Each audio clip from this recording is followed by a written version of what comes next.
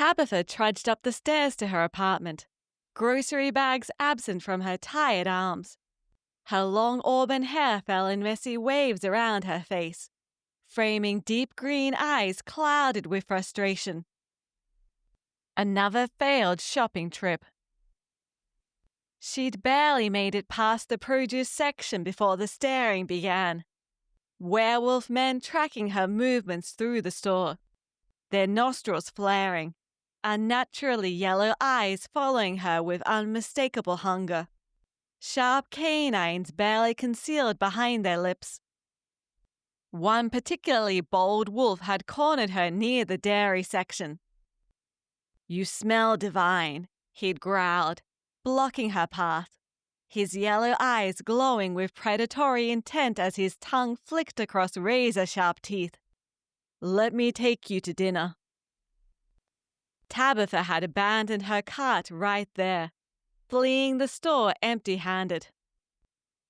She unlocked her apartment door and slammed it behind her, sliding the deadbolt into place with shaking hands. The universe had a sick sense of humor, giving her just enough werewolf DNA to attract them, but not enough to grant her any cool powers. No transformation abilities, no night vision, just the gift of being harassed once a month. A prickling sensation crawled up her spine. Tabitha moved to her living room window and peered through the blinds. Sure enough, a hulking figure stood on the sidewalk below, staring up at her apartment with unnerving focus. His yellow eyes visible even from a distance, catching the streetlight with an animal glow. She quickly snapped the blinds shut and secured the window lock. "Great," she muttered, dragging her hands down her face. "Guess it's that time of the month." To them, she was like a prime cut of steak being waved under their noses. To herself, she felt no different from any other day, just more annoyed. That night, she tossed and turned in bed, kicking off blankets. Her skin felt too tight, her body temperature soaring despite the cool apartment air. A strange cramping sensation rippled through her lower body. "This isn't right," she hissed. A doctor's warning echoed in her mind. Some carriers experience heat cycles when they reach their late 20s. It's rare but possible. Tabitha had laughed it off. Heat cycles were for pure werewolves, not for someone like her. But she wasn't laughing now. A howl echoed from outside her window, followed by another, then several more. Tabitha rose from bed as if in a trance, drawn to the sound. Before she could question what she was doing, she'd thrown on clothes and was heading for the door.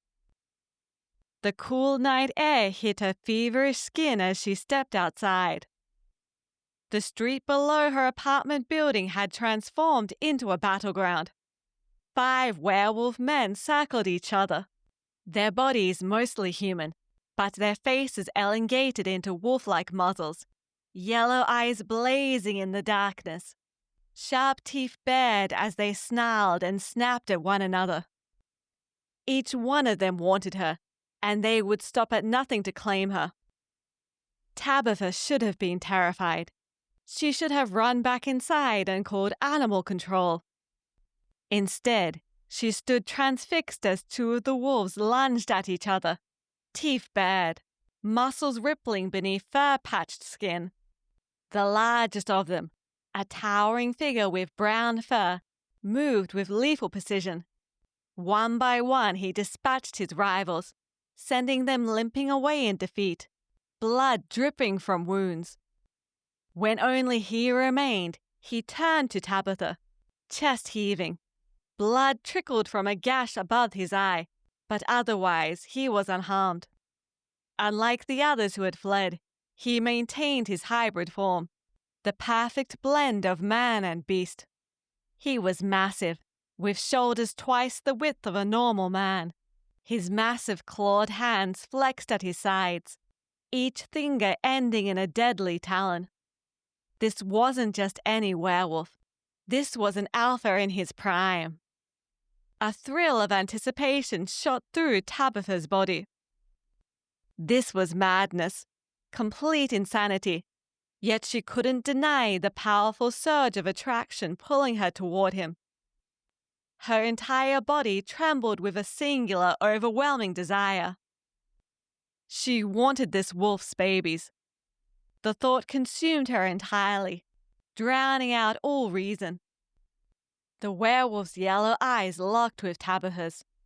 No words needed to pass between them. Their bodies communicated with a primal language far older than speech. He closed the distance between them in 2 powerful strides. His musky scent enveloped her, triggering another wave of intense heat that made her gasp. He swept her into his muscular arms. His fur was coarse against her skin, his body radiating heat that matched the fire inside her. The distant howls of the other werewolves only seemed to intensify his determination as he carried her into a park away from the lights of the city. Tabitha clung to his powerful shoulders, her mind blissfully empty of everything except the overwhelming need pulsing through her body. They reached a clearing bathed in moonlight. He laid her down on a bed of soft moss and fallen leaves.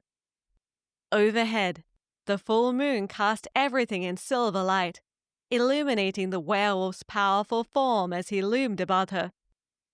His breathing was heavy, chest expanding with each inhale, muscles rippling beneath his fur.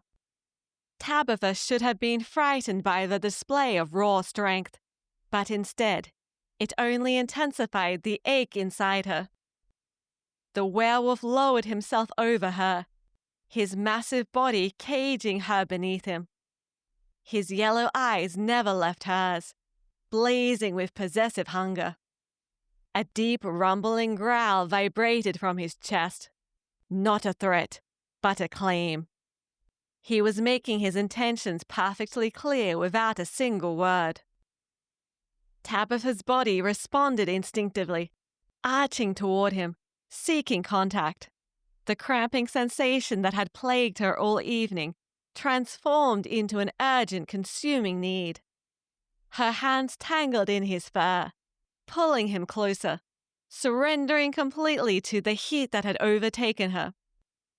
In the distance, the howls grew closer, but neither of them paid any attention. The world had narrowed to just the 2 of them, under the watchful eye of the moon.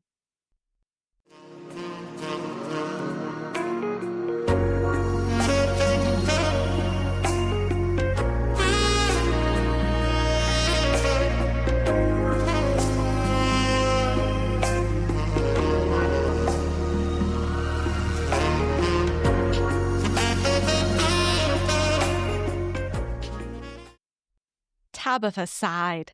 The werewolf held her close. Tomorrow, she would face the reality of what had happened, what her life would become. But tonight, beneath the full moon with the powerful werewolf wrapped around her, she surrendered to exhaustion and slept more deeply than she had in years. Thank you for listening to Breeding with the Alpha Werewolf. Enjoy the spicy scene on Kindle and in audio. Find more spicy werewolf stories and free ebooks at beatrixsteam.com.